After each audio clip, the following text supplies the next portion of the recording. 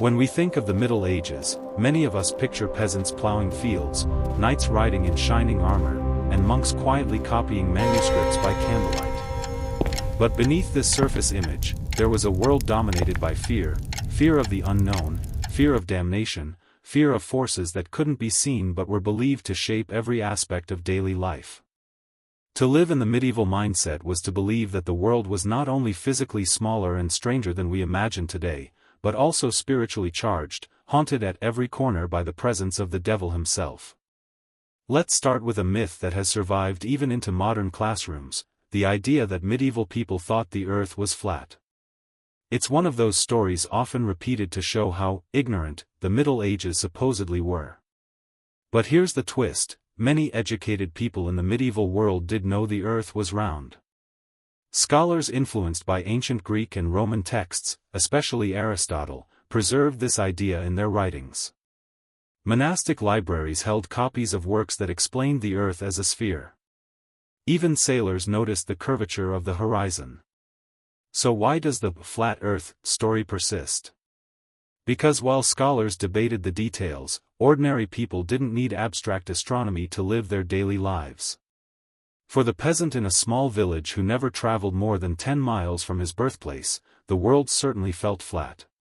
Beyond the local forests, mountains, or rivers lay mystery. Maps of the time reflect this limited view: strange beasts drawn at the edges, oceans filled with serpents, lands that simply stopped where human knowledge ended. For the average villager, the horizon might as well have been the edge of creation. And this edge wasn't empty, it was dangerous. Medieval maps weren't just geographical tools, they were moral and spiritual landscapes. They showed Jerusalem at the center, paradise often placed in the distant east, and monstrous races, dog-headed men, giants, cannibals, lurking on the periphery. These illustrations weren't playful doodles, they were warnings. To step too far beyond the known was to risk wandering into the devil's playground. This brings us to the second belief that defined medieval life: the devil was everywhere. Not in a metaphorical sense, people truly believed the devil and his demons walked among them, whispering temptations, luring travelers into forests, stirring storms at sea, and even hiding in the shadows of the home. Imagine walking home at night in a medieval village. There are no street lamps, no electricity, only the moon and stars, if clouds allow. The wind moves through the trees, owls hoot in the darkness, and every sound carries weight. For villagers, these weren't just natural noises, they could be signs of spirits or demons nearby. Forests especially were seen as liminal spaces, dangerous realms where devils waited to snatch the careless soul. Stories circulated of travelers who disappeared into the woods and were never seen again. Explanations ranged from wild animals to diabolical abductions. The devil wasn't a distant concept locked in church sermons.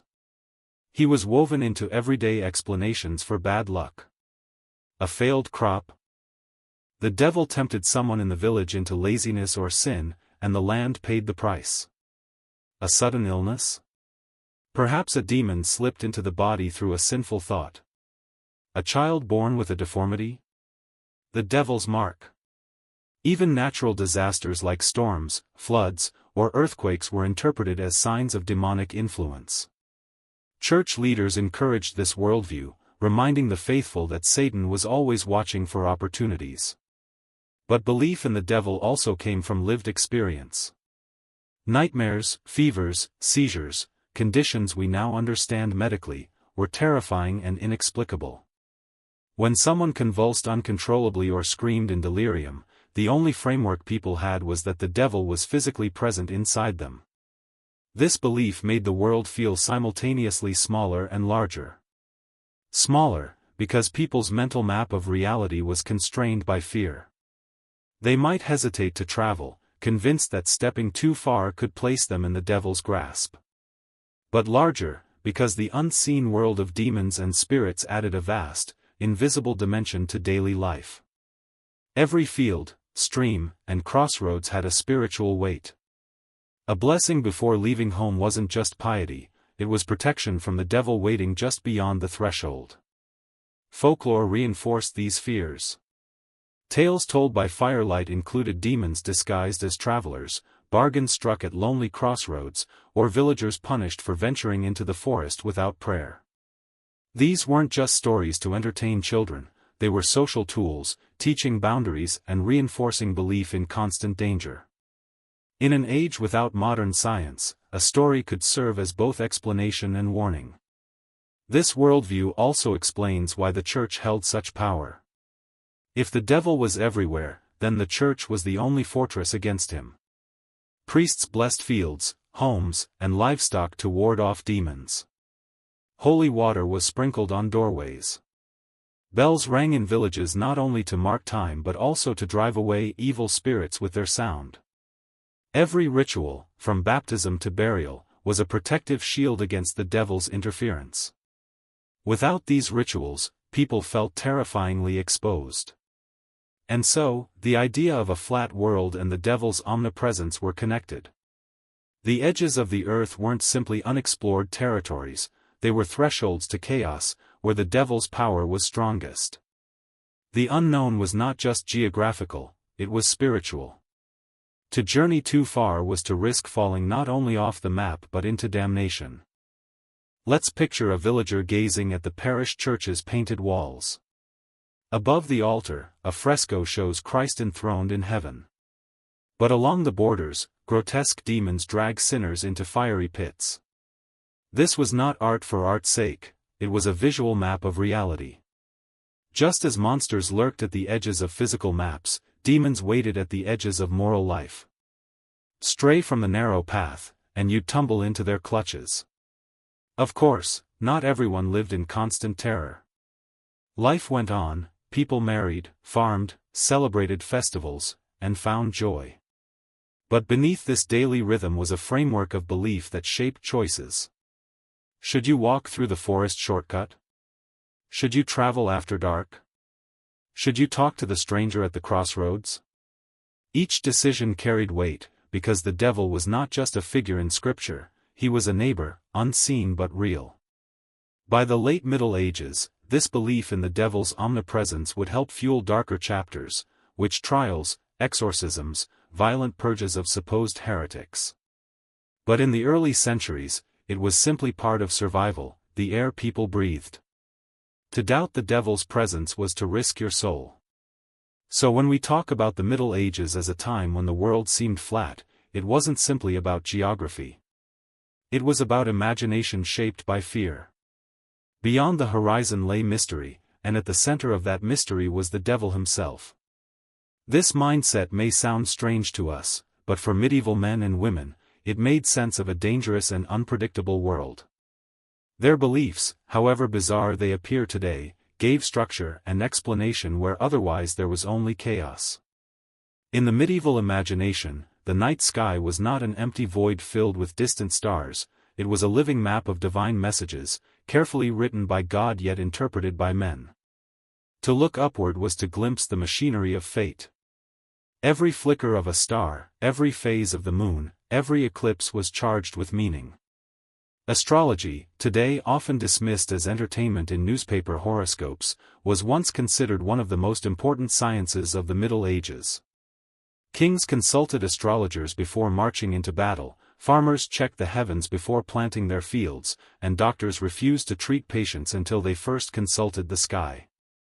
Why such dependence on the stars? The medieval worldview was built on the idea of a great chain of being, a hierarchy that connected God at the top, angels, humanity, animals, plants, and down to the smallest rock or grain of sand. Nothing was isolated. Everything influenced everything else. And in this vast web, the stars and planets acted like threads tugging at human lives. If the moon could cause the tides to rise and fall, then surely it could affect the fluids of the human body. If the planets wandered across the heavens, then surely they guided the fates of kings and peasants alike. For medieval physicians, astrology was not a quirky extra, it was essential. A patient with a fever might be denied treatment until the doctor checked the alignment of the planets. Bloodletting, one of the most common medical procedures, was timed according to the zodiac. Charts known as zodiac man diagrams showed which body part was ruled by which constellation: Aries the head, Taurus the neck, Gemini the arms, Cancer the chest, Leo the heart, Virgo the belly, and so forth. If Mars was in the wrong position, cutting open a vein in the arm could be disastrous. Healing, they believed, depended on cooperating with the stars. This belief extended far beyond the sickroom. Everyday decisions were guided by the heavens. Couples planning to marry consulted astrologers to see if their union was blessed or cursed by the planets. Farmers relied on the moon's phases to plant crops, convinced that seeds would sprout best when the heavens smiled upon them. Travelers hesitated to set out on journeys during eclipses, believing that such events foreshadowed misfortune. In a society where survival was fragile and uncertainty constant, astrology offered a sense of order. And it wasn't only the common folk. Rulers of Europe took astrology very seriously. Kings and queens employed court astrologers who served as trusted advisors. Before a battle, generals would demand an astrological reading to determine whether the stars favored victory. Some monarchs even timed coronations and military campaigns to align with what astrologers declared auspicious dates. For leaders, ignoring the stars could mean tempting disaster. Consider the case of Emperor Frederick II in the 13th century. Known for his fascination with science, he nevertheless relied on astrologers to guide political decisions. His court blended scholars, physicians, and stargazers who pored over celestial charts. Even the great universities of Europe, Oxford, Paris, Bologna, offered training in astrology as a serious discipline. To study the stars was to study God's handwriting in the sky. Yet astrology was never entirely free from controversy. The Church walked a fine line. On one hand, astrology was accepted as a natural science. After all, if God created the heavens, then their patterns surely held meaning. But on the other hand, suggesting that human fate was completely determined by the stars bordered on heresy. If the planets ruled destiny, what room remained for free will, sin, and salvation? Theologians often warned that astrology could be a tool of the devil if misused, leading people to trust the stars more than God. Still, the practice thrived. It blended seamlessly with medieval medicine, politics, and agriculture. And it brought both comfort and fear.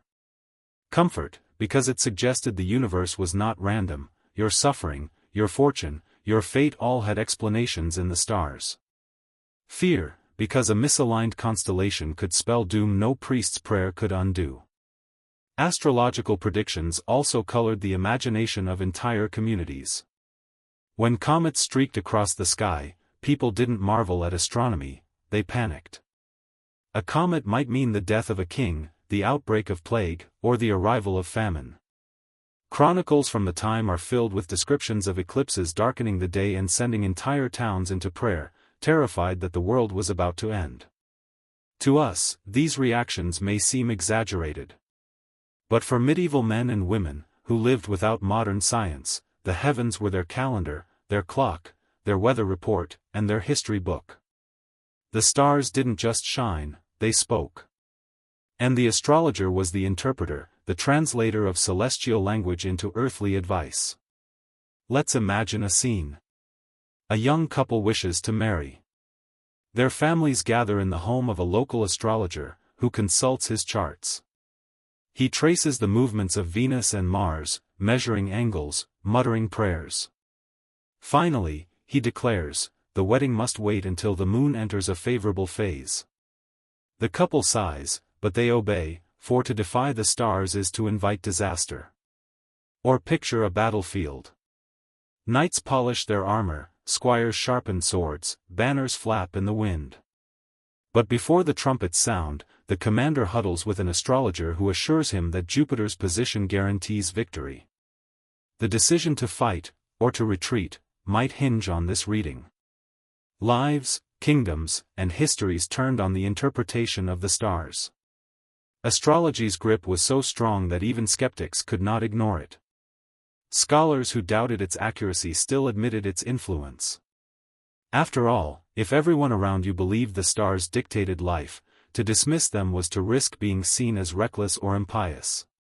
Astrology was not fringe, it was mainstream, embedded in the very fabric of medieval society. By the end of the Middle Ages, with the dawn of the Renaissance, astrology began to face greater scrutiny. Astronomy slowly separated from astrology, focusing on measurable science rather than mystical interpretation. But for centuries, the stars ruled Europe, not merely as distant lights, but as powerful forces that shaped birth, death, and everything in between. And so, in a world where the devil haunted forests and demons prowled the night, the stars above offered both guidance and dread. They dictated medicine, marriage, and war. To medieval people, the heavens were alive with meaning, and ignoring their messages was as dangerous as ignoring the devil himself. If you were sick in the Middle Ages, your first stop would not be a doctor's office. In fact, the very idea of a medical professional, as we understand it, barely existed for most people. Instead, sickness was seen through the lens of faith, sin, and divine punishment. Healing the body meant healing the soul, and more often than not, medicine was less about science and more about holiness. To fall ill in a medieval village was to enter a spiritual crisis. Why had this sickness struck now? Was it a punishment for your sins? Was it the devil's handiwork? Or was God testing your faith? Illness was rarely considered a simple natural misfortune. It carried moral weight. Every cough, fever, or wound was a reminder of humanity's frailty in a world ruled by divine will. The most immediate response to disease was prayer. A sick person might be brought to the parish priest, who would anoint them with holy oils, recite prayers, and urge confession. Healing was inseparable from penance. A guilty conscience could worsen the body's suffering, while repentance was believed to open the way for God's mercy. Many ailments, people thought, vanished once the soul was purified. But when prayer alone seemed insufficient, relics were the next line of defense. Relics, bones of saints, fragments of the true cross, drops of Christ's blood, or even the veil of the Virgin Mary, were believed to radiate holy power. Pilgrims traveled long distances to touch these objects, convinced they could heal blindness, lameness, or fevers. In Canterbury, England, the shrine of Thomas Becket drew thousands of sick visitors each year, desperate to be cured by the martyr's lingering power. Stories circulated of people rising from their beds after only a brief touch of a saint's relic. Yet behind the miracles was a harsher truth: for many, healing never came. Diseases like leprosy, tuberculosis, or the plague devastated populations. But instead of blaming poor sanitation or lack of medical knowledge, people explained their suffering as part of a divine plan. God was reminding them of mortality, testing their souls, or punishing their sins. Accepting this explanation helped them endure, even as families were torn apart. Of course, medieval Europe did have physicians, particularly in cities and universities. But their practices were deeply intertwined with belief. Medicine was guided by the ancient theory of the four humors: blood, phlegm, yellow bile, and black bile. A healthy body required these humors to be perfectly balanced. Too much blood? The doctor would prescribe bloodletting. Too much phlegm? A purge or emetic might be used. These practices were justified not only by science but also by scripture, which emphasized the importance of harmony and balance in creation. Doctors carried astrological charts into sick rooms, refusing to act until the heavens aligned. They examined urine samples, sometimes even tasting them, to determine imbalance. Treatments could involve exotic ingredients like powdered gemstones, ground-up mummy flesh imported from the Middle East, or potions made from herbs blessed in church. Each remedy carried not just a physical purpose but also spiritual symbolism. For peasants, who couldn't afford trained doctors, folk remedies dominated. Cures included tying herbs around the neck, whispering charms over wounds, or drinking mixtures of ale and honey infused with mystical plants. Mothers might place bread, considered the body of Christ, directly on an infected wound, hoping divine power would seep into the flesh. Some even believed that placing a live chicken on a plague bubo would draw the poison out of the body, transferring illness from human to animal. From our modern perspective, these remedies seem bizarre. But they reveal the desperation of a world where sickness could strike at any moment, and where death was an all too common visitor. Without antibiotics or vaccines, people turned to the only tools they knew: prayer, relics, ritual, and symbolic medicine. During epidemics, these beliefs intensified. The Black Death of the 14th century killed millions across Europe, and people struggled to understand why. Some believed the plague was God's wrath upon sinful humanity. Others saw it as the devil's great assault. Pilgrimages increased, as desperate families carried the sick to shrines. Flagellant groups roamed from town to town, whipping themselves publicly to atone for sin and beg God to end the suffering. Medical treatment played a minor role. The focus was on appeasing divine anger. But it wasn't all blind faith. Some medieval hospitals were surprisingly advanced for their time. Monastic orders created infirmaries where the sick received food, water, and a place to rest. Monks copied medical texts and experimented with herbs. Yet even these hospitals were deeply religious spaces. Healing prayers accompanied treatments, and patients were reminded that physical recovery was secondary to preparing the soul for death. Medicine and faith could never be separated. At times, medicine became almost magical. Physicians recommended amulets inscribed with holy words to ward off illness. People carried small scrolls containing prayers around their necks. Charms might include a scrap of parchment with a saint's name or a snippet of scripture, believed to repel demons that caused disease. The line between doctor and priest blurred. Both sought to protect the body by protecting the soul. The reliance on holiness over healing had consequences. Simple infections that might have been cured with basic hygiene often proved fatal. Surgeries, when attempted, were crude and dangerous. Many treatments did more harm than good. Bloodletting, for instance, weakened patients already suffering from disease. But within the worldview of the Middle Ages, these failures were not the doctor's fault. If a cure failed, it was God's will. And yet, we must resist the temptation to dismiss medieval medicine as foolish. In their own time, these practices made sense. They reflected a world where life was fragile and mysterious, and where faith provided answers that science could not yet supply.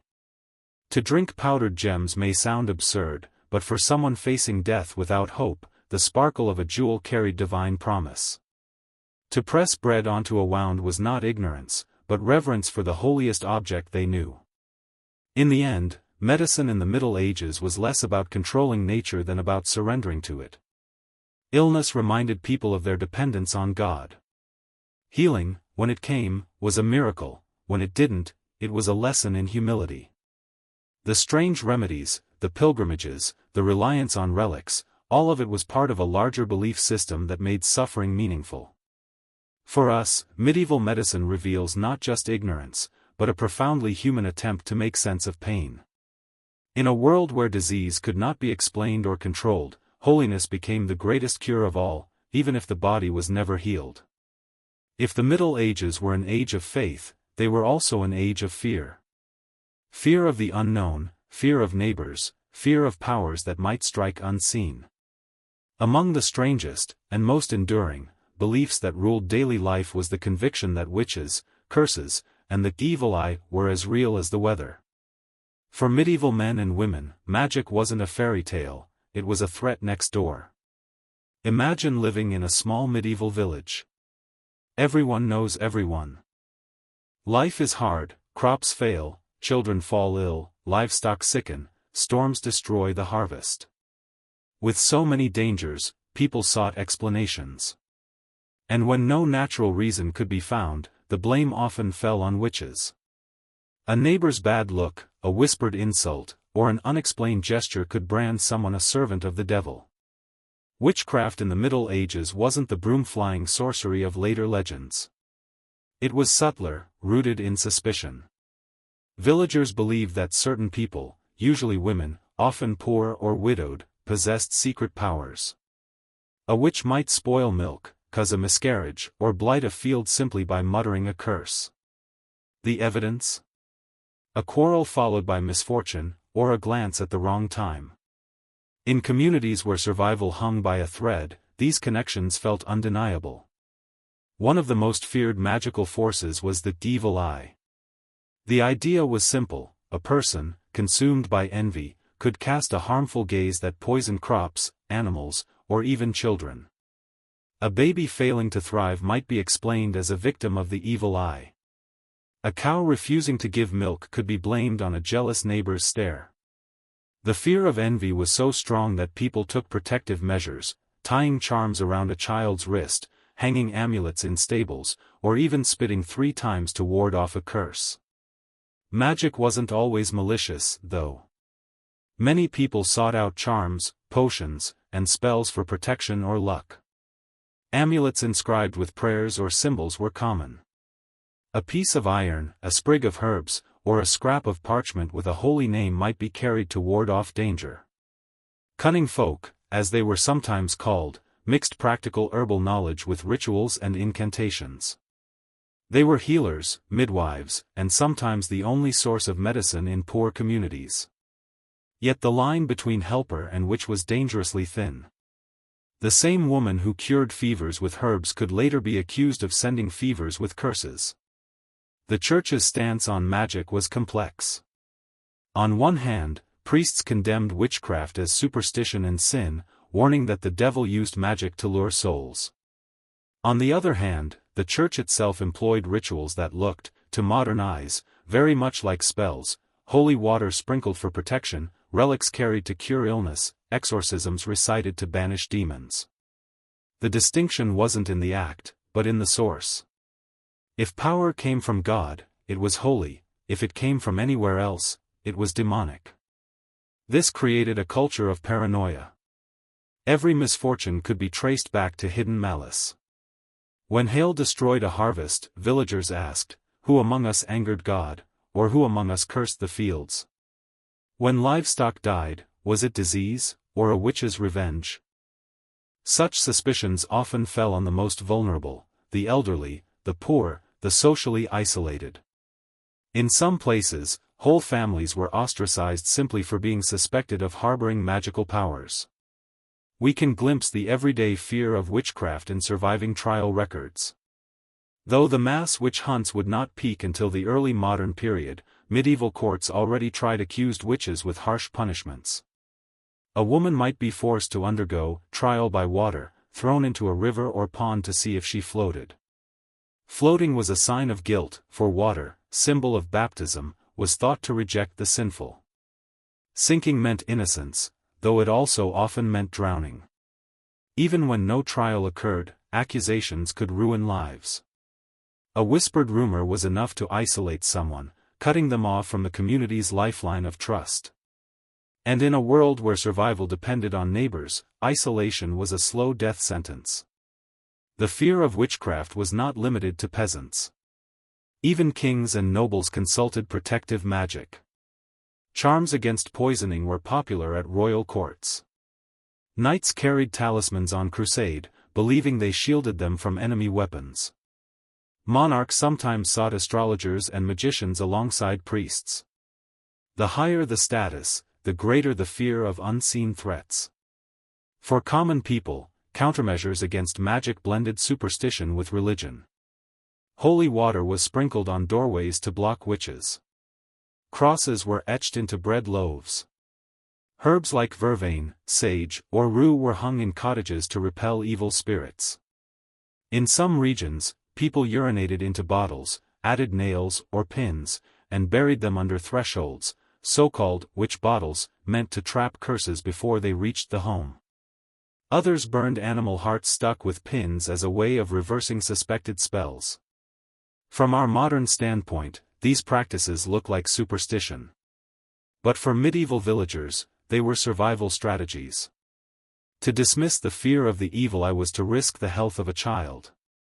To ignore protective rituals was to leave one's home exposed to unseen forces. Belief was not optional, it was part of daily life, woven into how people explained and managed misfortune. Stories reinforced these fears. Folktales described witches milking cows with enchanted knives, shape-shifting into hares to steal butter, or flying through the night to secret gatherings. These tales weren't told merely for entertainment, they were warnings, reminding listeners that danger could come from the familiar face across the street. And underlying it all was the devil. Witchcraft was not just a neighbor's envy, it was believed to be Satan's work through human agents. Every whispered spell, every cursed glance, was evidence of his presence in the world. Fear of witches was ultimately fear of the devil's growing influence, a theme that bound together village gossip, church sermons, and royal decrees. In the end, witchcraft and the evil eye shaped medieval life as powerfully as hunger or war. They determined who was trusted, who was feared, and how communities explained their suffering. To us, it may seem irrational. But in a world of uncertainty, where illness struck without warning and storms destroyed livelihoods overnight, belief in magic was a way of making sense of chaos. The witch, the curse, the evil eye, these were not fantasies of distant lands. They lived in the same streets, the same villages, the same households. For the medieval mind, the devil didn't only lurk in forests or tempt in dreams, he worked through neighbors, through glances, through whispered words carried on the wind. In the modern world, justice is supposed to be about evidence, witnesses, and reason. But in the Middle Ages, truth was believed to lie not in logic but in the will of God. When accusations of theft, murder, or witchcraft could not be resolved by testimony, communities turned to a terrifying solution: the ordeal. These rituals were not trials in our sense of the word, they were tests of the body and soul, where God was expected to reveal innocence or guilt. And they were deadly. The ordeal was rooted in the conviction that God would never allow an innocent person to suffer unjustly. If someone was wrongly accused, divine power would protect them from harm. If guilty, their sin would be revealed through pain or death. To medieval communities, this system was fairer than human judgment, because it left the verdict in God's hands. One of the most infamous ordeals was the trial by fire. Imagine a crowded churchyard, villagers gathered in tense silence, the accused brought forward under the watch of priests and officials. A red-hot iron bar is pulled from the flames.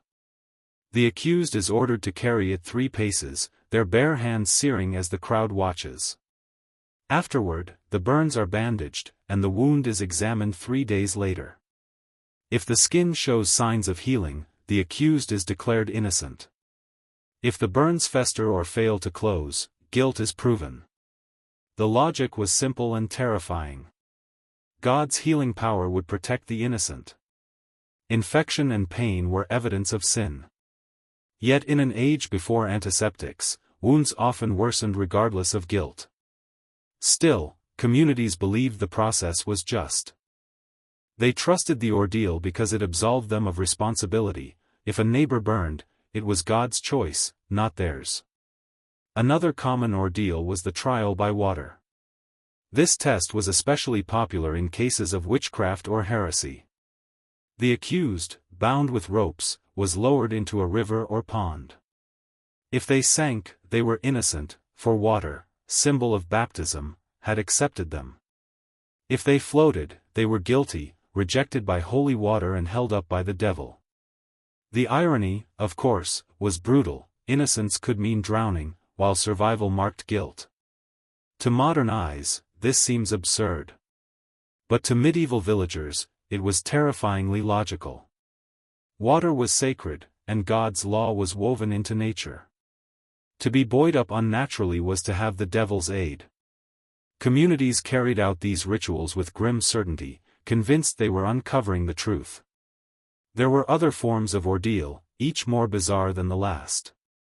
The ordeal of the consecrated bread and cheese required the accused to swallow a holy morsel before the altar. If it stuck in their throat, guilt was clear. God, they believed, would choke a liar. Another test involved plunging a hand into boiling water to retrieve a stone. If the skin healed cleanly, innocence was declared. If blisters remained, the person's guilt was undeniable. In some regions, nobles underwent trial by combat, a more brutal version of God's judgment. Two men fought with swords or clubs until one yielded, or died. Victory was proof of righteousness, defeat proof of sin. Even kings occasionally accepted combat as divine justice, believing that God guided the stronger arm. For villagers, these ordeals were more than punishment. They were public spectacles. Entire communities gathered to watch, their faith reaffirmed as God's justice was revealed before their eyes. The priest blessed the fire, the water, or the bread, invoking divine presence. The crowd prayed for truth, then gasped at the outcome. Fear and fascination kept everyone riveted. These trials weren't just about the accused, they reminded every onlooker of the constant presence of God in human affairs. Of course, ordeals were not always as impartial as they claimed. Priests sometimes intervened, quietly interpreting results in favor of the powerful or the well-connected. An accused noble's wounds might heal faster in the eyes of a sympathetic examiner than those of a poor villager.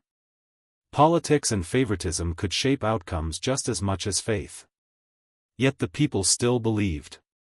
The ritual itself carried weight, regardless of who benefited. What makes ordeals especially chilling is that many accused people submitted willingly. To refuse a trial by fire or water was to admit guilt.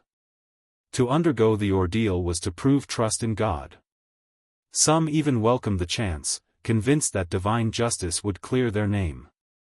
In their minds, it was safer to risk the flames than to live under suspicion. But the ordeal system had limits. By the 13th century, as legal systems became more organized, the Church itself began questioning the practice. At the Fourth Lateran Council in 1215, the Pope banned priests from blessing ordeals, effectively undermining their legitimacy. Without the Church's sanction, many ordeals faded away, replaced by more conventional trials. Still, in local communities, belief in God's direct judgment lingered. The memory of hot iron and cold water haunted Europe for centuries. Consider how these ordeals shaped daily life. In a village, knowing that a single accusation could lead to trial by fire or water made people cautious. A quarrel with a neighbor, a rumor of theft, even a child's sudden illness could spiral into suspicion and, eventually, ordeal. Fear kept communities tightly bound, enforcing conformity. To step out of line was to risk God's judgment, administered with fire and iron. At the same time, ordeals gave people a strange sense of comfort. They may seem barbaric, but they reassured medieval minds that justice was possible in a world of uncertainty. Human judges could lie, evidence could be forged, but God could not be deceived. To them, ordeals were a guarantee that truth would always triumph. Let's imagine a final scene. A young woman accused of theft kneels by a roaring fire.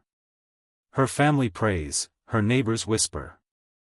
The priest blesses the iron, declaring God's presence in the flames. She reaches out trembling hands, lifts the glowing bar, and stumbles forward 3 steps. The crowd recoils at the smell of scorched flesh. Her hands are bandaged, and the community waits. 3 days later, the priest unwraps the cloths. All hold their breath. If the wounds are clean, she will be free. If not, her fate is sealed. For the medieval villagers watching, the outcome is not cruelty, it is justice. The ordeals of the Middle Ages remind us how profoundly different that world was from ours. Today, we demand evidence, proof, and fairness. Back then, people demanded God's will. For them, justice was not about facts but about faith, and truth was revealed not in courts of law but in fire, water, and blood. Sleep, for us, is a time of rest, a retreat into the private world of dreams. But for people in the Middle Ages, night was never truly safe. When the sun went down and the world fell silent, another danger began, the realm of dreams, where demons could enter unguarded minds. The medieval night was filled with terror, and the bed itself could become a battlefield. Dreams were not thought of as meaningless images or random thoughts. They were believed to carry messages, warnings, or temptations. A good dream might be a divine vision, a bad dream, a sign of sin or danger. But the most frightening possibility of all was that a dream wasn't just a dream, it was an actual demonic assault. Medieval people believed in incubus and succubus, demons who visited sleepers in the night. The incubus was male, said to attack women, while the succubus, female, preyed upon men. Their purpose was not merely to terrify but to corrupt, seduce, and ultimately steal souls. These creatures were believed to climb onto the chest of their victims, holding them down, suffocating them, whispering temptations, or forcing sinful acts. The experience was described in chillingly familiar terms: waking in the night, unable to move, with a crushing weight pressing on the chest and terror filling the mind. Today, we recognize this as sleep paralysis. But in the Middle Ages, it was the devil's work. Imagine lying in a dark medieval cottage, wrapped in rough blankets, listening to the night creak around you. A sudden weight presses your chest. You try to cry out, but no sound comes. Your body refuses to move. You glimpse a shadow at the edge of the bed, horned, grinning, reaching toward you. In that moment, you are certain the devil himself has come. For medieval villagers, this was not imagination. It was lived experience, proof of the devil's presence. These nocturnal demons shaped not only fears but also morality. Lustful dreams were especially troubling. If a man dreamed of desire, it was believed he had been visited by a succubus. If a woman experienced such dreams, she might be accused of lying with an incubus. In both cases, sin was present, even if the person had not chosen it. The night became a moral hazard, a place where one's soul could be corrupted without conscious consent. This fear seeped into law and theology. Church writings warned of demons who collected semen or impregnated women in their sleep, blurring the boundaries between spiritual assault and physical reality. Saint Augustine himself wrote of such entities, reflecting the seriousness with which even great thinkers treated the phenomenon. For medieval society, the bedroom was not private, it was a space where battles between angels and demons were fought nightly. Protective measures became essential. Before bed, people recited prayers, sprinkled holy water on their sheets, or slept with relics under their pillows. A cross hung on the wall might guard against the incubus. Some even wore amulets inscribed with sacred words, believing that demons could not cross the threshold of divine protection. The very act of saying the Lord's Prayer before lying down was a shield against nocturnal attack. Dream interpretation also flourished. Books circulated that explained the meaning of dreams. Seeing fire could warn of danger, dreaming of animals might foretell betrayal, while visions of light suggested divine favor. To ignore a dream's message was risky, for God and the devil both spoke through the night. Villagers might consult priests or wise women to understand what their dreams revealed, treating them as maps of fate. But while dreams could terrify, they could also inspire. Saints were often said to receive visions in their sleep, messages from God or the Virgin Mary.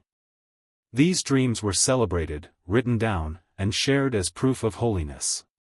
The difference between a saint's vision and a sinner's nightmare was stark. One elevated the soul, the other threatened to damn it. Yet both confirmed the belief that sleep was never neutral. It was a spiritual frontier. The fear of nocturnal demons also reflected anxieties about sexuality, sin, and control. In a society where chastity and purity were praised, the idea that lust could erupt in dreams was deeply unsettling. By blaming succubi and incubi, people explained away desires that would otherwise mark them as sinful. The demon became both an accuser and an excuse. This belief also had darker consequences. Women who reported demonic assaults in dreams could be branded as unclean or even accused of witchcraft. Men who confessed to lustful visions risked public shame. In courts and confessions, dreams carried weight, they could serve as evidence of sin, shaping reputations and even fates. And yet, despite the terror, the nightly battle with demons was accepted as part of life. Just as storms or disease were attributed to supernatural forces, so too were nightmares. To medieval people, this worldview provided explanation and meaning. Better to believe a demon caused your terror than to admit the night was simply indifferent. Let's imagine a final scene, a monk in his cell, tossing in restless sleep. He dreams of a dark figure pressing on his chest, whispering temptations. He wakes, sweating, and rushes to his knees in prayer, begging God's mercy. For him, the dream is not an illusion, it is evidence of the devil testing his faith. Across the countryside, peasants and nobles alike share the same terror. The night is alive with invisible enemies, and dreams are their doorway. Today, we understand nightmares, sleep paralysis, and erotic dreams through science. But for medieval people, they were encounters with the supernatural. Their beds were not places of safety but of struggle. Each night, the soul entered dangerous territory, where salvation or damnation might depend on the outcome of a dream. And so, the medieval belief in demons in your dreams reveals both the vulnerability and the imagination of the age. It shows how fear, faith, and human experience blended into a worldview where the devil was never far away, even in sleep. In the Middle Ages, faith was not just a matter of belief, it was something you could touch, see, and even smell. Across Europe, the most powerful connection to the divine came not through distant prayers but through relics and holy objects.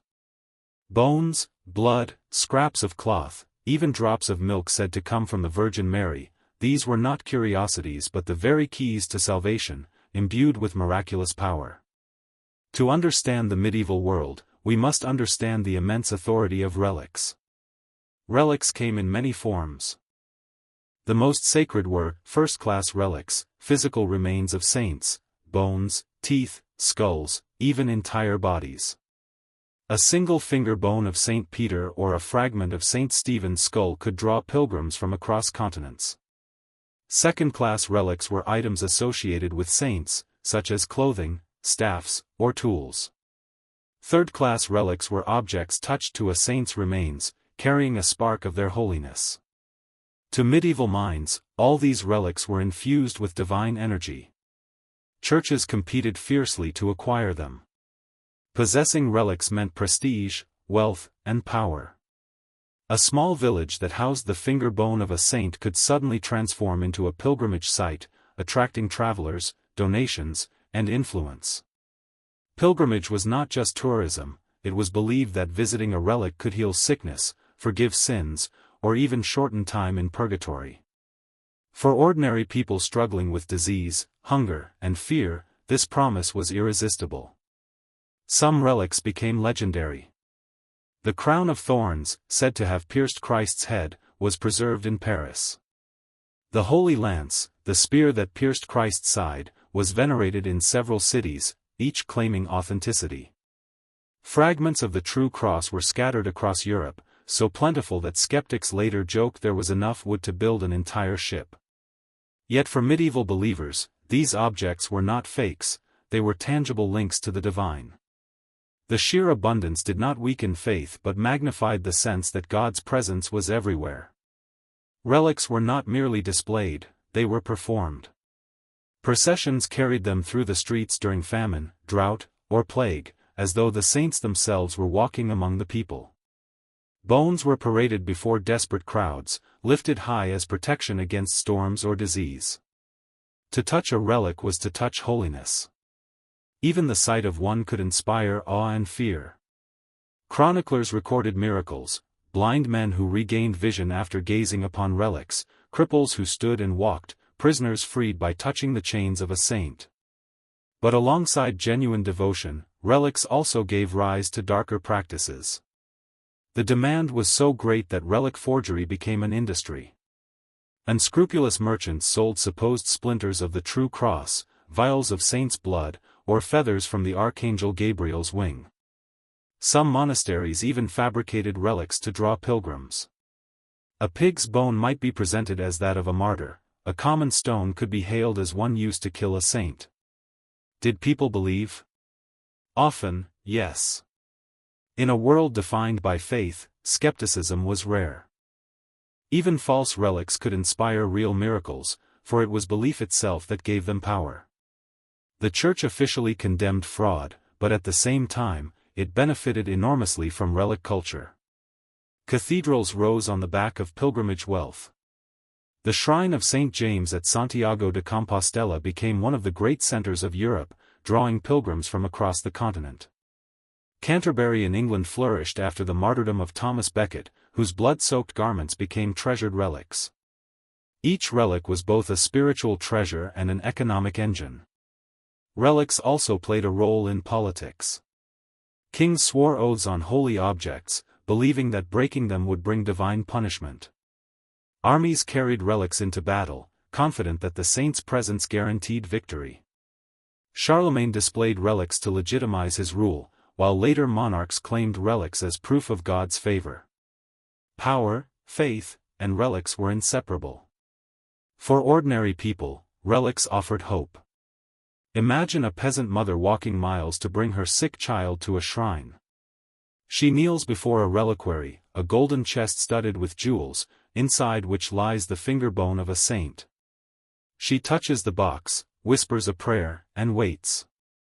If the child recovers, it is a miracle. If not, the failure is not the relics but God's inscrutable will. Either way, the relic gave meaning, a sense that suffering and healing alike were part of divine order. The reliquary itself was a masterpiece of medieval imagination. Crafted from gold, silver, and precious stones, these containers were often shaped like the body part they contained, a jeweled arm for a saint's arm bone, a golden head for a skull, a glittering foot for a toe. These ornate objects were visual sermons, teaching that holiness shone through physical remains. The beauty of the reliquary reinforced the sanctity of what it contained. Yet the power of relics also created unease.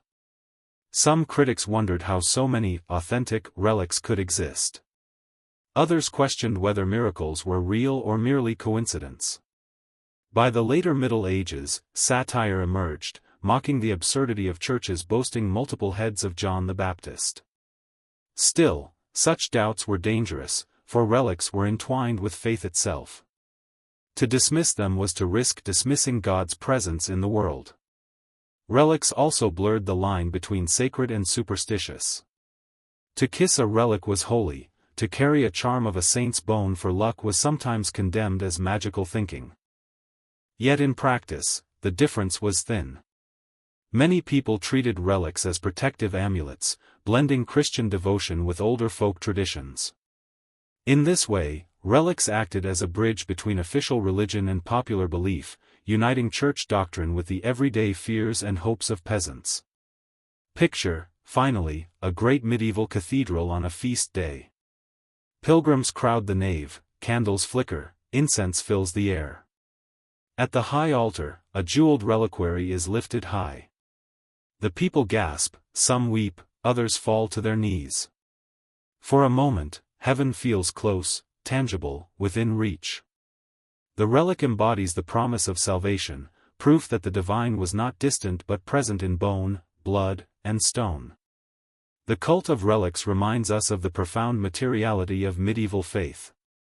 In a world where survival was uncertain and death ever near, people longed for physical contact with the holy. Relics gave them that contact. They turned belief into something visible, touchable, and real. Whether authentic or forged, relics shaped the lives of millions, guiding pilgrimages, inspiring devotion, and filling churches with the wealth of faith. For the medieval world, relics were not just objects. They were living links between earth and heaven, fragments of eternity held in human hands. In the mid-14th century, Europe was struck by a disaster so vast, so incomprehensible, that it scarred the continent for centuries. It was called the Great Mortality, though today we know it as the Black Death. Between 1347 and 1351, the plague swept across towns and villages, killing an estimated 1/3 to 1/2 of Europe's population. No war, no famine, no disaster before or since has matched its devastation. To medieval minds, there could be only one explanation: the wrath of God. The symptoms were unmistakable. It began with fever and chills, then came swollen lumps, buboes, under the arms or in the groin, blackened and oozing with pus. Victims vomited blood, their skin mottled with dark blotches, until death followed within days. To modern science, it was Yersinia pestis, a bacterium carried by fleas on rats. But to 14th-century Europe, it was divine punishment for human sin. Imagine a medieval town at the height of the plague. Streets once filled with the bustle of markets now echo with the sound of death carts. Bells toll endlessly. Priests walk from house to house, offering last rites, their voices hoarse from repetition. Families collapse in grief as one child after another succumbs. The graveyards overflow, forcing the digging of vast pits where hundreds of bodies are piled together.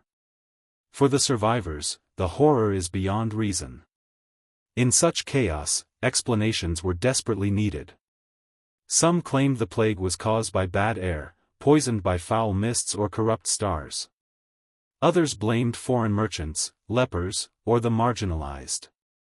But beneath all theories lay a deeper belief: humanity was guilty, and God was angry.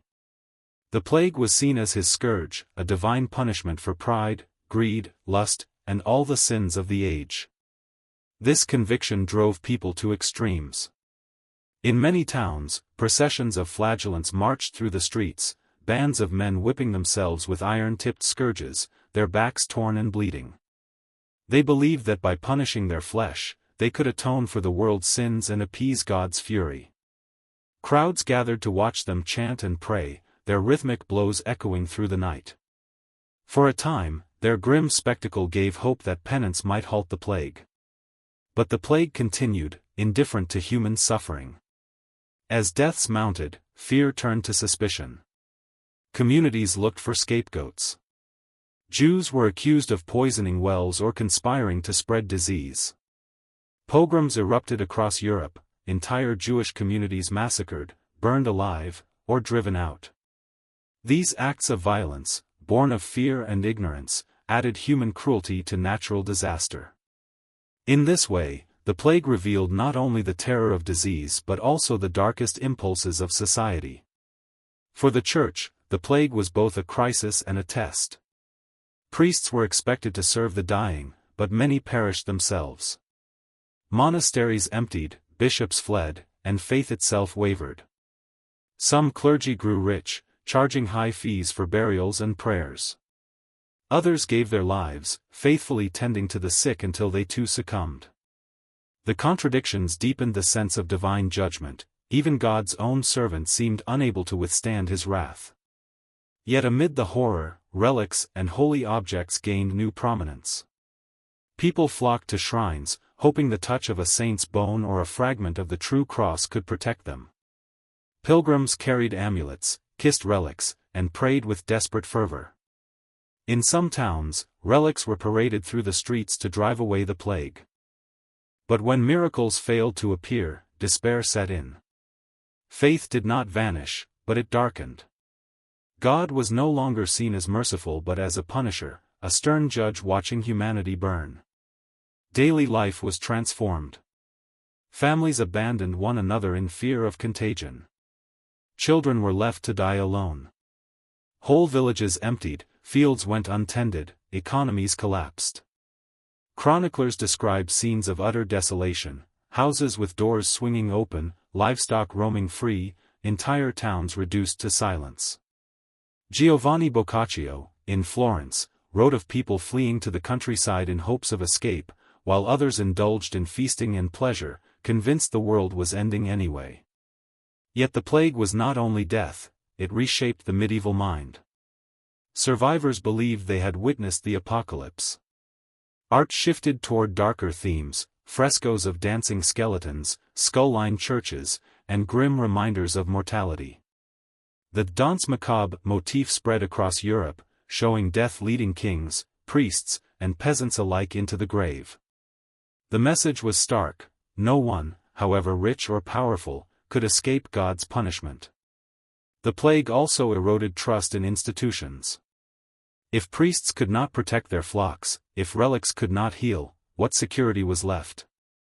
People turned inward, clinging to local shrines, personal devotions, and superstitions. In some ways, the Black Death laid the groundwork for future upheavals, the questioning of the Church's authority, the hunger for reform, and the restless search for answers that would mark the centuries to come. But for the medieval mind, the plague remained a mystery cloaked in divine purpose. Why had God chosen this punishment? Some said it was the corruption of the clergy. Others, the pride of kings. Still others, the greed and sinfulness of the people themselves. Whatever the cause, the lesson was clear: the world was fragile, and life could be snatched away in an instant by forces beyond human control. Let's pause to imagine one last scene: a lone monk writing in a candlelit chamber as the plague ravages his monastery. His brothers are dead, the cloister silent. He dips his quill into ink and writes, "This is the end of the world."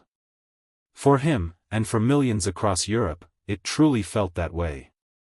The Black Death was not just a medical disaster, it was a spiritual earthquake. It stripped away illusions of safety and revealed the raw terror of existence. To medieval people, the plague was proof that God's wrath could descend at any moment, that humanity's sins were never hidden, and that death was always near. In a world already haunted by witches, curses, and demons, the plague was the final, undeniable sign that heaven itself had turned against the earth. The medieval world was filled with uncertainty. Crops failed, storms struck without warning, disease swept through villages, and war seemed endless. In a world so unpredictable, people turned their eyes upward. The heavens, vast and eternal, seemed to hold answers. Stars and planets were not distant balls of fire and rock, they were signs, messages, and forces that shaped the destiny of kings and peasants alike. Astrology was not a fringe belief, it was mainstream science, religion, and superstition rolled into one. To the medieval mind, the cosmos was a grand clockwork built by God. Every star had its place, every planet its path, and nothing was random. If the moon could pull the tides, why not the blood in human veins? If the sun gave light and life, why could Mars not stir anger, or Venus inspire love? To them, the heavens were a divine script written across the night sky, one that trained astrologers claimed they could read. Astrology shaped everything from medicine to politics. Physicians consulted the stars before treating patients, believing that the alignment of planets affected health. Bloodletting, for example, was timed according to the zodiac, with charts dictating when it was safe to cut and when it was dangerous.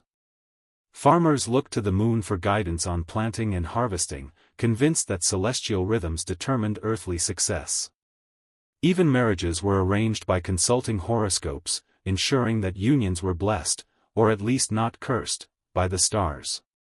Kings and nobles were especially devoted to astrology. Courts across Europe employed astrologers who calculated horoscopes for rulers, predicting outcomes of wars, births of heirs, or threats of betrayal. A favorable alignment could encourage a king to march into battle, an ominous one could halt entire campaigns. These predictions held immense weight, often shaping the course of nations. In a sense, the stars commanded armies. But astrology was not purely scientific, it was deeply tied to superstition. Eclipses, comets, and unusual celestial events struck fear into the heart of medieval people. A blood-red moon was seen as a sign of divine wrath, often interpreted as a warning of war or plague. A blazing comet streaking across the sky was a harbinger of disaster, believed to foretell the death of kings or the fall of kingdoms. Chronicles from the time often recorded celestial phenomena alongside earthly events, linking the two as cause and effect. Imagine a medieval village in 1347. A comet flashes across the sky, bright and fiery. The villagers whisper in terror, convinced it signals God's punishment. Months later, the Black Death arrives. To them, the connection is undeniable. The heavens had warned them, they simply failed to understand the message in time. Astrological texts circulated widely, blending scholarly Latin with local traditions. One of the most popular was the Lunary, a guidebook explaining how each phase of the moon influenced daily activities. Certain days were considered lucky for travel, unlucky for weddings, or dangerous for childbirth. These beliefs filtered down from scholars to peasants, becoming part of everyday life. To ignore them was to tempt fate. Astrology was also entangled with religion. Some church leaders condemned it, warning that it challenged God's sovereignty by suggesting human fate was written in the stars. Yet others embraced it, arguing that if God created the heavens, then studying them was simply another way of reading His will. The contradiction was never fully resolved. Priests might condemn astrologers from the pulpit on Sunday, only to quietly consult them before embarking on a journey the following week. Superstition filled the gaps where astrology could not provide clarity. Charms were worn to ward off evil influences of the stars. Children were given protective amulets when born under unlucky constellations. Some villagers carved symbols into their doorways during eclipses, believing it would keep demons at bay. For the medieval mind, the sky was alive with forces, divine, demonic, and mysterious, that pressed down upon human life. Astrology also fed the imagination of artists and writers. Manuscripts were illuminated with zodiac symbols, linking each sign to months of the year, labors of peasants, or even biblical events. Cathedrals incorporated astronomical designs, their stained glass windows tracking the sun and moon. The heavens were not distant, they were stitched into the very fabric of daily existence, a constant reminder that human life was part of a cosmic story. Yet, for all its influence, astrology could also be terrifying. The idea that one's destiny was predetermined by the stars left people feeling both guided and trapped. If your horoscope predicted misfortune, could you escape it? Or was your path sealed from birth? For some, astrology offered reassurance, a belief that life's chaos had order. For others, it deepened their fear, suggesting that no matter what they did, disaster was written above. Let's picture a final scene. A physician in a candlelit chamber unrolls a chart, studying the stars before bleeding his patient. Outside, peasants look anxiously at a blood moon, whispering that death is near. In a castle hall, a king listens as his astrologer warns against a battle, pointing to Saturn's ominous alignment. Across Europe, millions live their lives under the same sky, convinced that every flicker of light is a message from God. Astrology and superstition remind us of how deeply medieval people longed for meaning.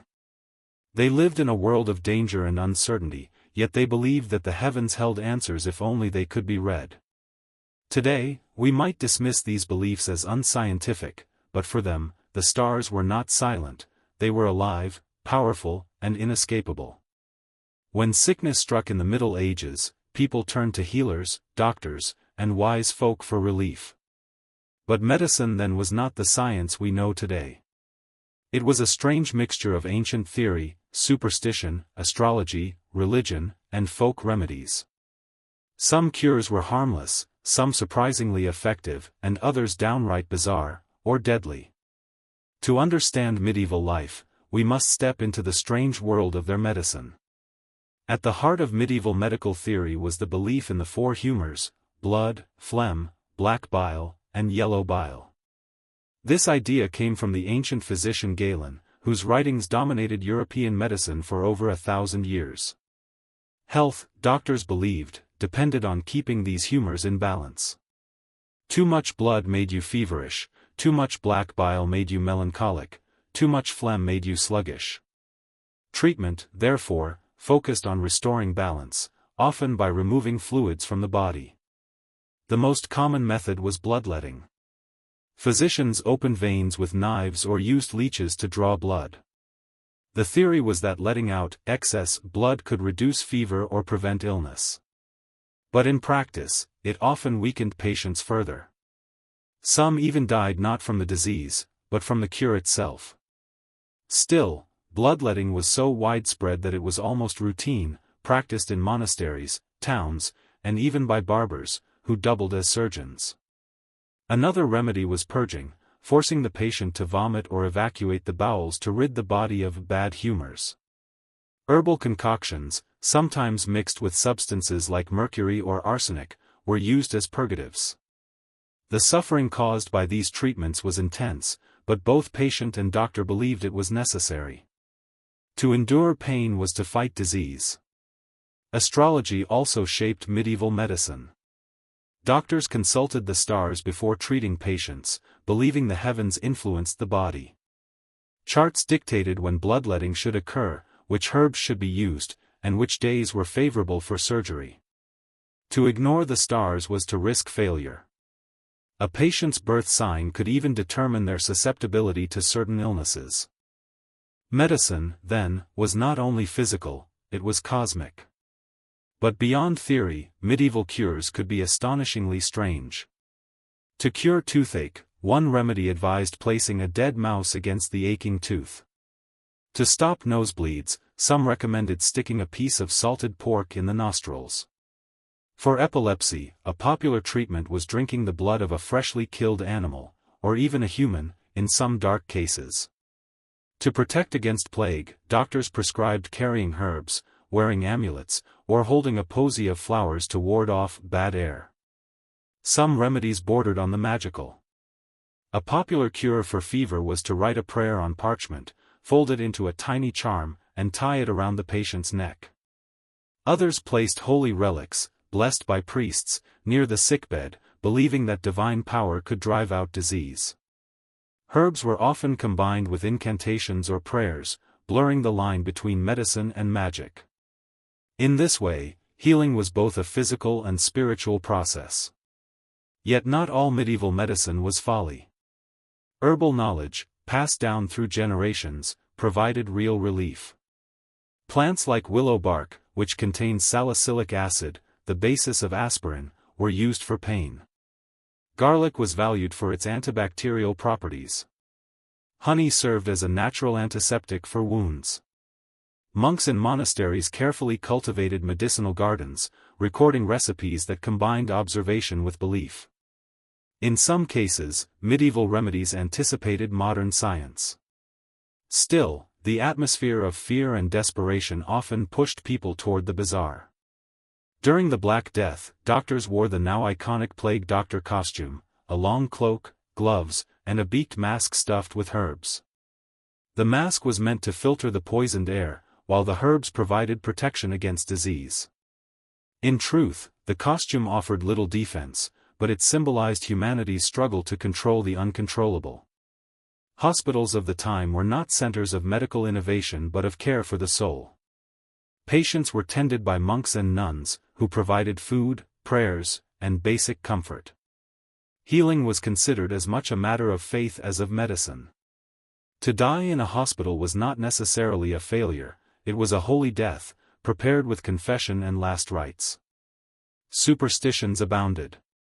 Some believed that carrying a dried toad in a pouch could cure plague. Others wore charms made of wolf teeth or bear claws for protection. Amulets containing verses of scripture were thought to repel illness. Even colors mattered. Red garments were believed to draw out fever, while yellow objects could ease jaundice. Every detail of life, from food to clothing, was infused with medical meaning. Surgery, when attempted, was a brutal affair. Anesthetics were rudimentary, sometimes a mixture of opium, hemlock, or alcohol, but often patients endured procedures fully conscious. Amputations, trepanations, drilling holes in the skull, and cauterizations were performed with crude instruments, heated irons, and prayer. Infection was common, survival uncertain. Yet even here, skillful surgeons sometimes succeeded, keeping wounded knights alive on battlefields or saving peasants from festering injuries. The authority of medicine was not limited to doctors. Cunning folk, local healers, midwives, and herbalists, were often more trusted than trained physicians. They combined practical remedies with charms and blessings, offering cures accessible to ordinary villagers. But this blurred line between healing and magic was dangerous. A healer admired for curing illness could quickly be accused of witchcraft if misfortune followed. In this way, medicine was always shadowed by suspicion. Let's imagine a scene: a small cottage at night, a sick child burning with fever. The mother calls in the local wise woman. She brews a tea of herbs, whispers a prayer, and ties a charm around the child's wrist. The family waits anxiously. If the fever breaks, she is praised as a healer. If the child dies, whispers may spread that she worked with the devil. In both cases, medicine and magic are inseparable. What makes medieval medicine so fascinating is its mix of logic and superstition. On one hand, it preserved valuable knowledge of plants and treatments. On the other, it embraced cures that seem absurd or dangerous to us today. Yet behind both was the same impulse, to fight back against suffering in a world where disease was everywhere and death never far away. For medieval people, health was not just about the body. It was about balance, between humors, between heaven and earth, between the natural and the supernatural. Illness was never just physical, it was spiritual, moral, even cosmic. To cure the body, one had to cure the soul. In the end, the strange world of medieval medicine shows us more than just odd remedies. It reveals the desperation of a society constantly under siege by disease, the creativity of healers who worked with limited knowledge, and the deep intertwining of faith and science in daily life. For them, every cure, however strange, was an act of hope against overwhelming odds. In the Middle Ages, evil was never abstract, it had a face, a presence, and a name, the devil. Satan was not a distant figure but an active, cunning force, constantly seeking to corrupt souls and disrupt the natural order. To medieval Europeans, every misfortune, illness, crop failure, accidents, even personal sin, could be traced back to his influence. The devil was everywhere, and no one was immune. The medieval imagination gave him many forms. He could be a horned monster, a shadow in the corner, or a charming stranger leading people astray. In art, he was depicted with cloven hooves, bat wings, and fiery eyes, a terrifying visual reminder of evil's presence. Stories described him whispering in the night, tempting monks, seducing women, and plotting the ruin of kingdoms. But the devil's most frightening power was his subtlety. He could appear as a neighbor, a friend, or even a priest, concealing his true nature while sowing chaos. People saw the devil in everyday life. A sudden illness? A curse from him. Crops failed? The devil had influenced the weather. A child disobeyed? It was Satan's whisper guiding them astray. Even dreams could be his domain, as in Section 6, where incubus and succubus visits were interpreted as demonic assaults. Nothing, it seemed, was safe from his reach. The Church cultivated this fear deliberately. Preachers emphasized that the devil was real, active, and personal. Sermons told of souls snatched from heaven, of witches working as his agents, of heretics plotting under his guidance. Hell was vivid, fire, brimstone, and eternal torment awaited the sinful. Such warnings were not merely moral, they were practical. Fear of the devil kept people obedient, ensured confession, and reinforced the authority of the Church in daily life. Satan's influence was often thought to be mediated through humans. Witches, heretics, and sinners were seen as his instruments. The medieval mindset blurred the lines between human misdeeds and supernatural evil. When someone committed a heinous act, it was often interpreted as the devil working through them. This belief created a culture of suspicion. A single misstep or strange behavior could label a person as a servant of Satan. The devil was also linked to disease and disaster. During outbreaks of plague, famine, or mysterious illness, communities saw his hand at work. Some believed he had unleashed pestilence to punish humanity. In this sense, the devil explained what science could not, the invisible forces shaping life and death. When no human culprit could be found, the devil filled the gaps. Symbols and rituals were used to repel him. Crosses, holy water, amulets, and charms were considered essential defenses. Even the sign of the cross traced over a child's brow was believed to shield them from his touch. Church festivals often reinforced this cosmic battle, reminding villagers that evil lurked everywhere and that vigilance was a lifelong duty.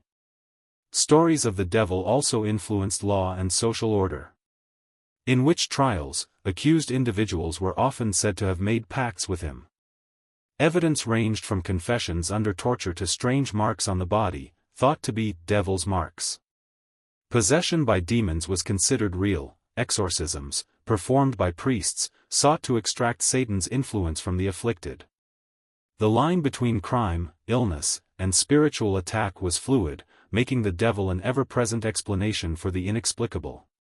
Even kings and nobles acknowledged his power. Political rivals were sometimes accused of being in league with Satan. Rebels were branded as agents of evil. The devil became a tool to frame enemies, enforce loyalty, and justify harsh punishment. In a society ruled by fear, his presence was both spiritual and political. Art and literature magnified the devil's reach. Dante's Inferno and medieval morality plays depicted Satan as omnipresent, clever, and horrifying. In town murals, he tormented the damned, deceived the virtuous, and loomed over the mortal world. These images reinforced belief daily. Children grew up learning to recognize his signs, adults prayed constantly, and communities watched for evidence of his influence. Fear became a way of life. Yet for all his menace, the devil also provided a framework for morality. By embodying evil, he clarified good. Angels, saints, and holy relics were effective precisely because the devil existed as their counterpart. Life was a struggle, a daily battle between divine and demonic forces, and the stakes were eternal. Every act, every choice, every glance mattered. The devil's omnipresence created a universe where morality was immediate, tangible, and urgent. Even folk tales emphasized his reach. People whispered that he could transform into animals, steal livestock, or sabotage crops. Children were warned that playing near the woods alone could attract him. Adults avoided sinful behavior, fearing that even small acts of greed or lust could invite his attention. The devil was not only metaphysical but practical, shaping behavior, enforcing social norms, and guiding communal expectations. Consider the chilling final image, a medieval village at night. Shadows stretch across the streets.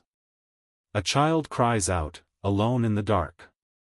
A priest crosses himself, muttering prayers. In every house, every hearth, every shadow, the devil could be present. His power is invisible, his intent malevolent, his reach unlimited. To live in the Middle Ages was to live under this constant threat, where every misfortune was more than chance, every temptation a test, and every shadow a possible agent of Satan. Ultimately, the belief in the devil was more than fear, it was a lens through which medieval people understood the world. Life was harsh, unpredictable, and short. Disasters, disease, and death were everywhere.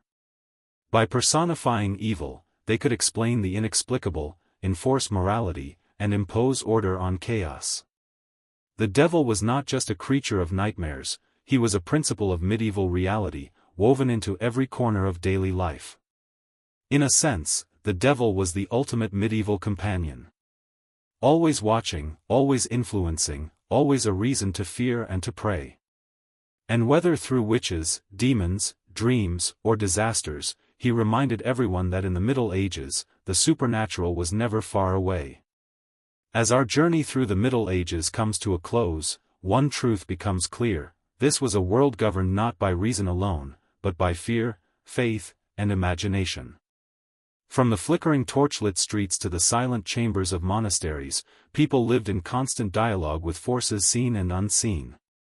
The Middle Ages were not merely a period of castles and knights, they were a time when the supernatural was woven into every corner of life, when danger, wonder, and devotion coexisted in a fragile, vivid reality.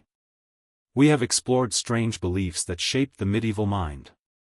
Ordeals of fire and water revealed a society that trusted God's judgment over human evidence, where survival was proof of innocence and suffering a mark of guilt. Dreams were never neutral, they could carry messages from angels or assaults by demons, blending fear and morality into the night. Relics and holy objects transformed ordinary villages into pilgrimage centers, imbuing faith with material power that could heal, protect, or inspire awe. We witnessed the terrifying grip of the plague, a disaster so vast that it seemed divine wrath itself had descended upon the earth. Astrology and superstition guided decisions from farming to war, while medicine combined herbs, humors, and magic into remedies both fascinating and deadly. And through it all, the devil was never far, an omnipresent shadow reminding everyone that evil was real, moral choice was urgent, and life was fragile. These beliefs might seem bizarre, cruel, or illogical to modern eyes, but they reveal something profoundly human: the need to make sense of a world that is often chaotic and unpredictable. Medieval people faced mortality daily, yet they sought patterns, signs, and meanings. Their rituals, fears, and superstitions were not simply errors, they were strategies for understanding existence, asserting control, and connecting with a universe that was as mysterious as it was dangerous. The Middle Ages were a time of extremes. The line between reality and imagination was thin, and crossing it could be deadly. A dream could condemn you, a touch of relic could heal you, and the stars above could dictate your fate. Every corner of life, sleep, work, worship, and play, was permeated by beliefs that modern society would label as superstition. Yet for the people living then, these beliefs were as real as the air they breathed. And there is beauty in that strangeness. The Middle Ages remind us that human experience is shaped not only by what is, but by what is imagined, feared, and revered. Their fears, of the devil, of disease, of divine wrath, were real because the consequences felt real. Their rituals, whether walking barefoot to a shrine, enduring the ordeal of fire, or consulting the stars, were courageous acts of hope in a world without guarantees. Faith, fear, and imagination were not separate, they were intertwined, sustaining communities and giving life meaning. Even today, echoes of that mindset remain. Tales of demons, curses, and saints' miracles persist in folklore and literature. Superstitions, charms, and astrological advice continue to fascinate and influence culture. Modern medicine and science may have replaced ordeals and charms, but the fundamental human need, to explain, to predict, to protect, to hope, remains unchanged. The Middle Ages, then, are not a distant, alien world, they are a mirror reflecting the timeless human struggle to navigate uncertainty. As we leave this journey, consider the contrast between past and present. Modern life offers reason, technology, and control, yet humans still confront uncertainty, fear, and mortality. The medieval mind offers a striking perspective, a world where every shadow could harbor danger, every event could carry a message, and faith shaped perception as much as reality. It challenges us to see life not only through evidence but also through imagination and belief. Perhaps the most haunting lesson of all is the resilience of the human spirit. The people of the Middle Ages faced disease, death, and the unknown with courage and ritual, creating meaning where chaos threatened to overwhelm. They turned fear into action, faith into ritual, and uncertainty into stories that have echoed for centuries. Their world was harsh, mysterious, and sometimes terrifying, but it was also rich, vibrant, and deeply human. So as we extinguish the torch and step back into our own age, let us remember the lessons hidden in the darkness of history.